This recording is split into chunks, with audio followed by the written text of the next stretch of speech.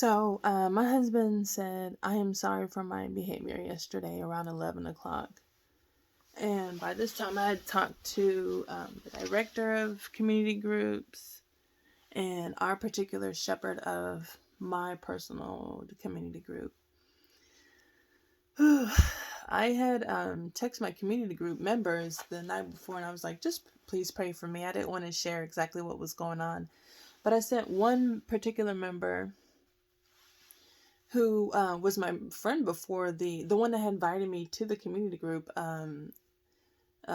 She was saying when it was only two members, she had invited me, and I was the third member. When she was, I had texted her some video footage of what I was just sitting there experiencing Tuesday night, and she had called me, but I didn't want to pick up the call. I didn't want to be on the phone and start describing what's going on, so I just texted her.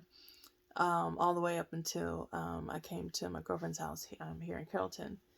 But the next day, she had reached out to me, and I had shared with her that I'm talking to the woman that disciples me, and she connected me to a gentleman who knows the director of community groups, and that director gave me the oh no, he gave me the director's number and the lady who's our actual shepherd to our community group. And we had actually been emailed on Monday that our shepherd is going to come to our meetings for 8 weeks, and she's going to set the tone, because our community group had just been officially accepted as a community group, because we were just forming. Because first there were two, then I was the third member, and then two more ladies came. And I'm just so thankful, because every single one, I just loved the three members, loved it. And then when the fourth lady came after me, I loved it. And then when the fifth lady came, I still loved it. So whatever the church is doing in connecting these women, the basis in which they are using to connect these women, and my particular group, it is been a blessing. So I do love my community group, all the members. And so Wednesday morning, I had just shared with so many people by now, but I just felt like I was like not really crying, but I was talking to people, sharing with people, but I needed to do something on my own. And I was getting, as I was explaining my situation, I was getting less and less convinced that I should go back to my husband. So I think he likes the drama. I know he likes the drama, because he doesn't like the solution. He doesn't present any options, not one. This is what we should do moving forward. This is what we cannot do. Absolutely not. This is what we need to do, preserve our marriage. This is what we have to remember when we're nothing for 9 years. But he'll argue with you. So, anyway, but he did text me, I'm sorry for my behavior. And so I was just like, oh, okay. Okay. So I didn't text anything that day, but I just stayed in the parking lot from 7:30 till maybe about 1 o'clock. I drove, and I was like, I'm just gonna go home, because my girlfriend was like, hey, where you at, girl? Where you at? Because this is the week of Thanksgiving. Her son's not in school. My kids aren't in school. And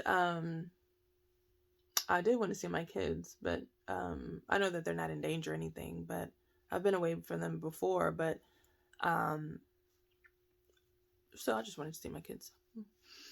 So I would just felt paralyzed. I just didn't want to move anywhere. So, but I was driving back to Carrollton, and I just kind of stopped, because I got another call from the lady who's our assigned shepherd, who I haven't met yet.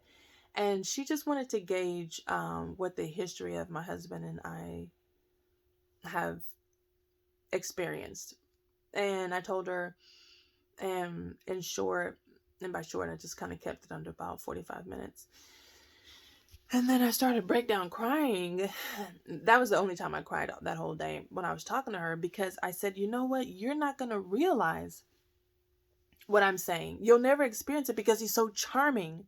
Whenever I'm having a mediator, whenever I'm in a meeting, whenever I am with him in the presence of someone else, he comes off so charming. He'll even break down and start tearing, and then he'll pause. No, first he'll pause. First he pauses, and it'll be for a long pause. It'll be so long that you're like,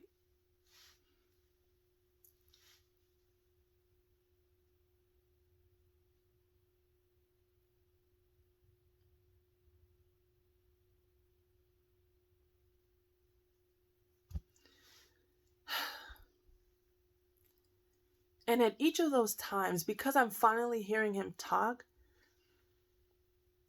I'll have anger within me because this is what I've wanted. I've wanted communication. I've wanted for us to just talk it out and reach a solution. Speak to me on what I can do, how I can change, how I can improve. And he's here pouring out his heart, which looks like it, but it's all theatrics. When I do get the opportunity to be in the presence of him and someone else, he'll start talking so easily. And I'm just envious that he's able to verbalize and talk and communicate. But this is what I've wanted. And I just seem so crazy because I'm finally experiencing it. But it's not that I'm receiving it. The other person is. It's not for me. And then I look so exaggerated. I look so extra because it's not matching what they're seeing. What all that I've been saying is not matching up with what they're seeing. And I am not even aware that what he's doing is a show. And how much it makes what I've been saying look erroneous, facetious, exaggerated, unfounded. And I just feel so delayed in my processing. I feel so delayed in not being able to catch it. I feel so delayed in not knowing how to express myself with the information that I'm given. I feel so delayed in the information that he gives me, not understanding the severity of it. I just feel so delayed in my reasoning. And she was just like, I believe you. I hear everything you're saying. And I'm going to share everything with our director. And when people return back on Monday, we're going to need to have a meeting specifically about your situation and what we need to do. And I've talked to your friend of the community group that has reached out to me through prior to today, which is the same girlfriend that I sent the videos to of what my husband was shouting at me. And thankfully he's talking to her because I've actually talked to her a year ago when I was trying to go to divorce care. And she was just like, don't take that book home. Don't take that book home. She's like, I'll meet you at church every day just to take that book. And I'll meet you a couple minutes before so you can do the lessons and then go to divorce care. And I was like, girl, I'm not gonna have you coming up here, leaving house just to pick up this book. She was just like, what time do you want to meet me? I'll already be up here on this day, so you just come on that day. You won't be inconveniencing me. I'll already be up here. Just come down this way.